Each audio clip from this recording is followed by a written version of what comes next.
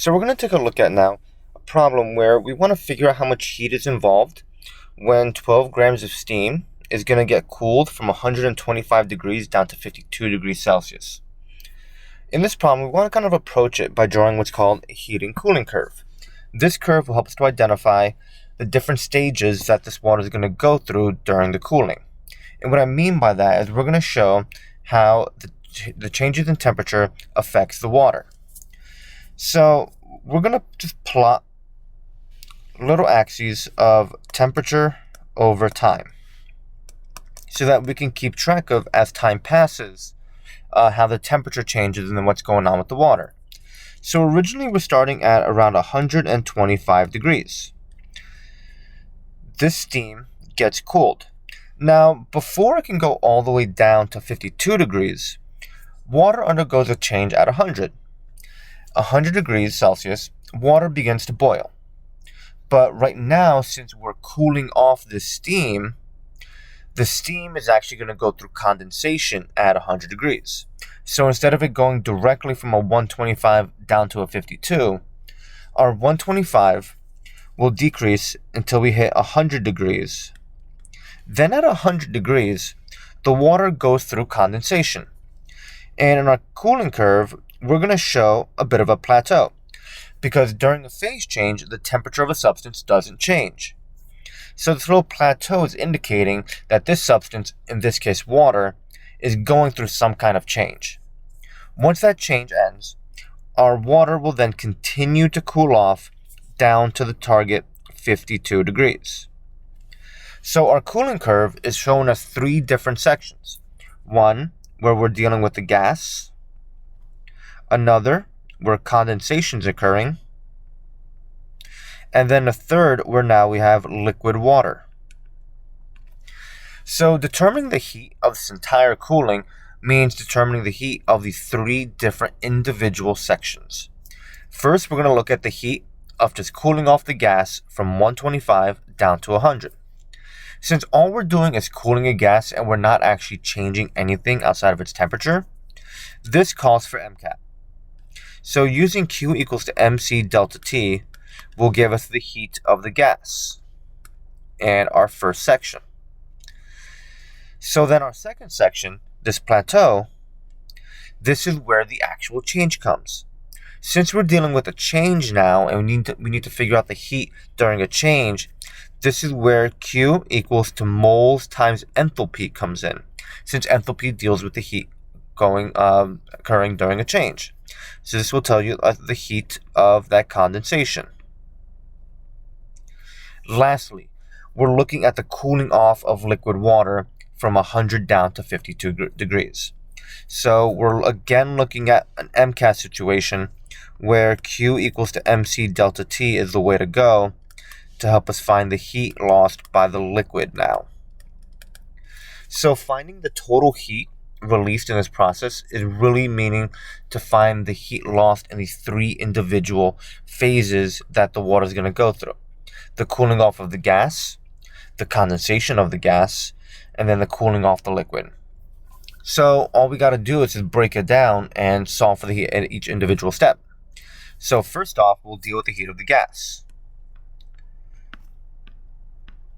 So we know that we're going to be working with the heat of the gas is MC delta T. Now we're dealing here with steam. We have 12 grams of steam in our problem.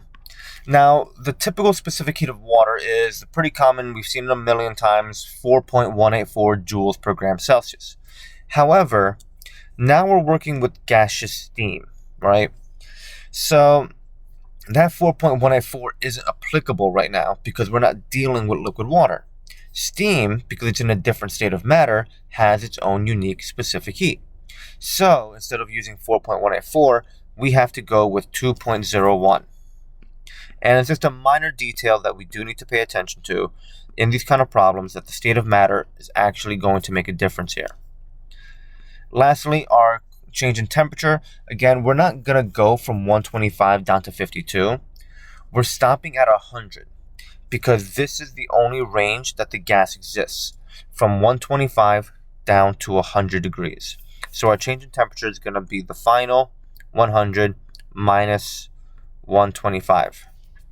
We work this out and we get negative 603 joules, which also makes sense that it's a negative value because this heat's being released as the gas is being cooled. But now we have our heat for the gas state. So now we'll work on the heat of the condensation going through that phase change. So here we're going to use our moles times enthalpy. Since we're dealing with 12 grams of water, we'd have to convert that to moles, and we'll just kind of include that in the step. Take our 12 grams of water, divide it by the molar mass of water to get our moles. And then we take a look here. The enthalpy of vaporization is 40.65 kilojoules per mole. But since we're dealing with condensation, the opposite process, we're still going to work with that 40.65, but it's going to be a negative value because, again, heat is being released in this process. So our heat needs to have that negative sign in front of it. So we work this out, and the heat of the condensation, the heat being released, is negative 20.07, and this is important here, kilojoules. So this is the heat being released during the condensation step. Finally, we're going to deal with the heat of the liquid phase. So we're right back to using MC delta T. But now, because we're dealing with the liquid, we can go ahead and use some familiar numbers here. The mass of the liquid is still 12 grams, right? Just because it's now in a different phase does not mean the mass changed. Now we can go ahead and use our common 4.184 specific heat because we're dealing with liquid water. And then lastly, again, the liquid water only exists from 100 down to 52. So that's going to be our range for the temperature, 52 minus 100. Working this out gets us a heat released of negative 2,409.9 joules. So we're looking for the total heat in this process, which means we just have to add together these individual components. But if you notice, their units don't exactly match up. We're dealing with joules, kilojoules, and joules again. So we just got to get them all in the same unit. Just convert each one into kilojoules. So this is going to be negative 0.603 kilojoules. And this will be negative 2.41 kilojoules.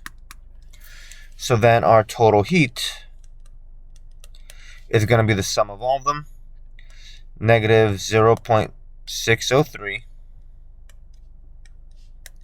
plus negative 27.07 plus negative 2.41. So the total heat released in this process, negative 30.08 kilojoules. And that's our final answer. So in a problem like this, where we're dealing with the heating or cooling of a substance, we can take a look at the heating cooling curve. Just taking a moment to diagram that can really help to identify all the different states that's going on, the different changes, so that we can kind of keep track of what the individual parts are that we need to include.